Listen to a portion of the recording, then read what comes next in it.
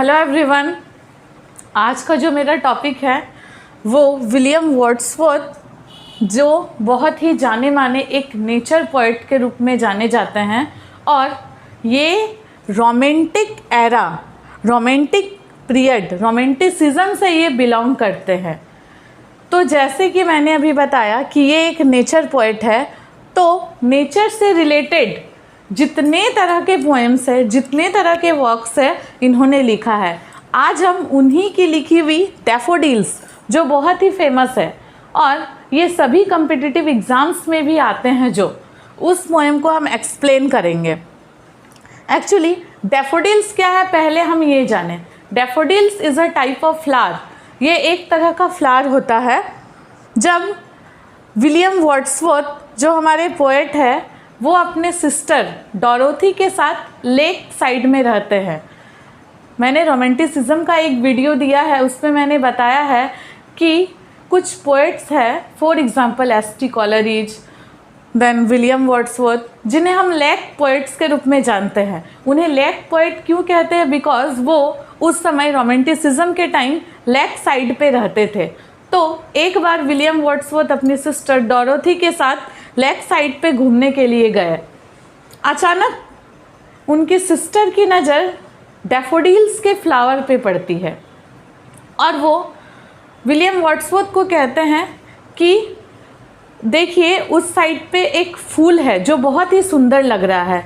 जब पोएट ने बस एक नज़र अपनी उस डैफोडिल्स के फ्लावर के ऊपर टिकाई, तो उस समय उसने कुछ ऐसा लिख डाला उस डैफोडिल्स के ऊपर कि डैफोडिल्स को ही ह्यूमन के साथ कंपेयर कर दिया उसने। क्या एक फूल भी मनुष्य की तरह व्यवहार कर सकता है क्या? इस पोएम में हमें उन्होंने ये बताया है कि अगर हम माने तो निर्जीव वस्तुओं में भी ह्यूमन के जैसा सेंस हो सकता है। अब हम पढ़ेंगे कि उन्होंने डैफोडिल्स के बिलोंगिंगनेस में क्या लिखा है उसके बारे में। ये फर्स्ट स्टेंजा है। These are the opening lines of the poem. तो चलिए पढ़ते हैं। उन्होंने लिखा है, I wandered lonely as a cloud. मैं वंडर्ड, अकेले एक बादल की तरह, यहाँ लोनली वर्ड चल रहा हूँ। वंडर्ड, जिस तरह एक बादल अकेले आसमान में छाया हुआ रहता है, उस तरह विलियम वर्ड्सवर्थ खुद की तुलना क्लाउड से कर रहे हैं कि मैं एक बादल हूँ और मैं अकेले किसी रास्ते पे चल रहा हूँ।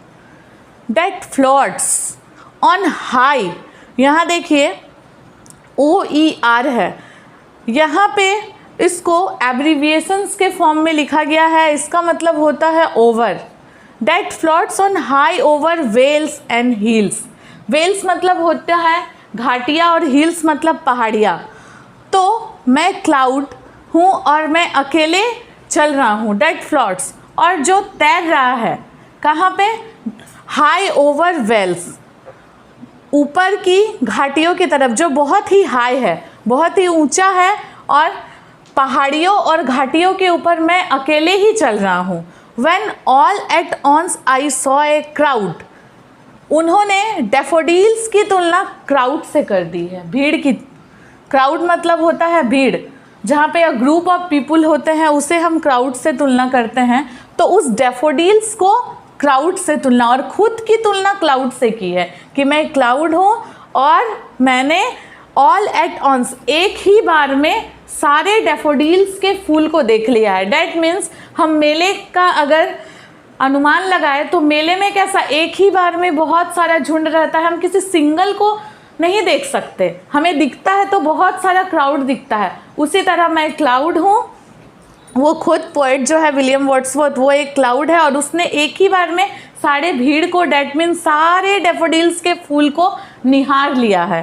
A host of golden daffodils, एक गोल्डन डैफोडिल्स, डैट मीन्स सुनहरे डैफोडिल्स। अ होस्ट मतलब अ ग्रुप, बहुत सारा बंच एक साथ, बहुत ही सुंदर लग रहा है। वो ये कहने की कोशिश कर रहे हैं, बिसाइड द लेक, लेक के सामने, बिसाइड मीन्स यहाँ सामने हो जाएगा, बीनीथ द ट्री, ट्री के नीचे, फ्लटरिंग, फ्लटरिंग मतलब होता है फड़फड़ाना।